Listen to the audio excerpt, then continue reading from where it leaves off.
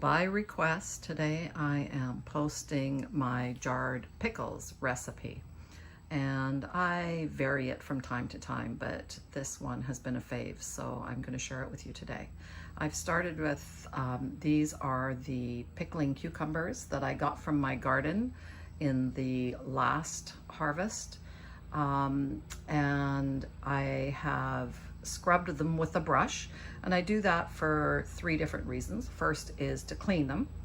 Secondly, these little bumps that you see on the cucumbers, they actually have little thorns in them when you pick them, so I scrub those off so that they're not thorny. And lastly, sometimes the skin on the cucumbers can be a little bit tough, so just giving them a good scrub softens that up a bit so that they're nice once they're pickled.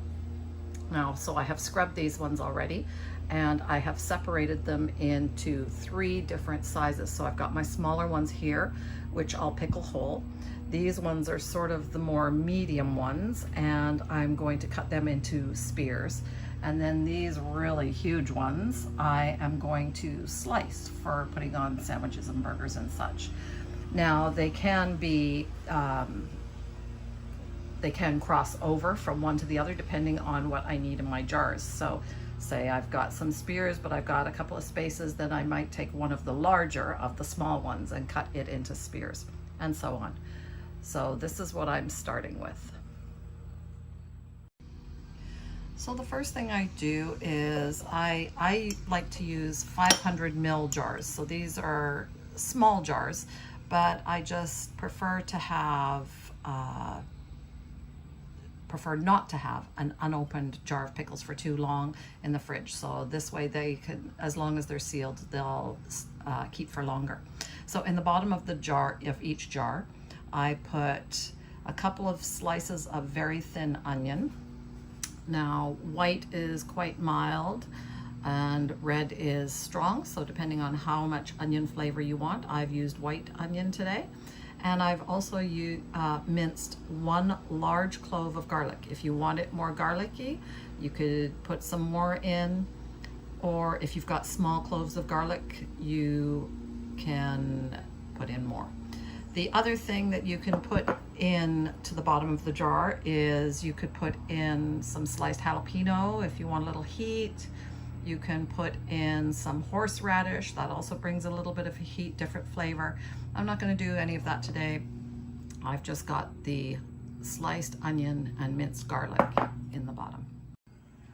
The next step is to put the pickles into the jar, put the cucumbers into the jar. So here I have the small ones whole. Here I have the spears, and then here are slices.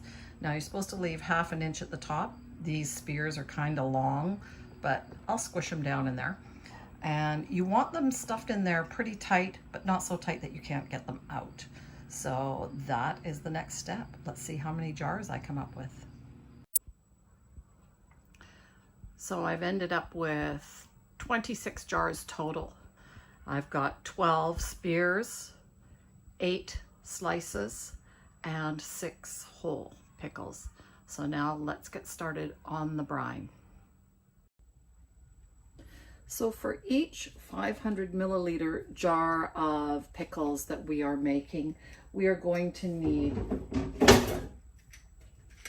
1/2 cup of apple cider vinegar, 1/2 cup of water, 1.5 teaspoons of salt. You can use kosher salt, but I am using pink Himalayan rock salt.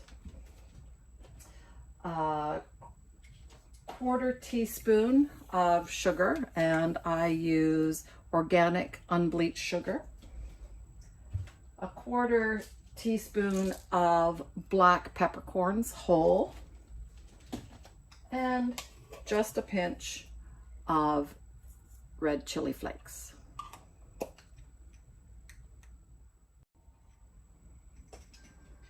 So I have combined all of the ingredients for the brine in this pot except for the water. Now, if you have a big enough pot that you can put the water in, you can add the water at this point too. But I needed 13 cups of vinegar and 13 cups of water. So I'm doing it with the vinegar, and then I'll add the water in later. So I'm going to bring this to a boil, and then I'll turn off the heat. We want the sugar and the salt to dissolve, and you can see the peppercorns are floating, the little chili flakes are in there. The only thing is when these are in the jar, it's not quite as pretty because the apple cider vinegar is more cloudy than a white vinegar, but it's better for you and it tastes amazing. So we haven't quite come to a boil, but it is quite hot, and the sugar and the salt have dissolved in here.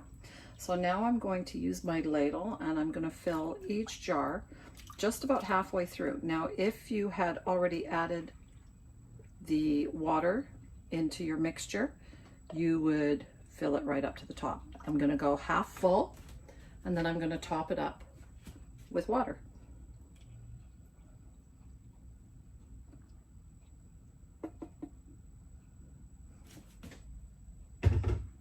Now, once I get the lids on these and they pop, I will shake them all up to make sure that that mixture is all mixed properly and dissolved.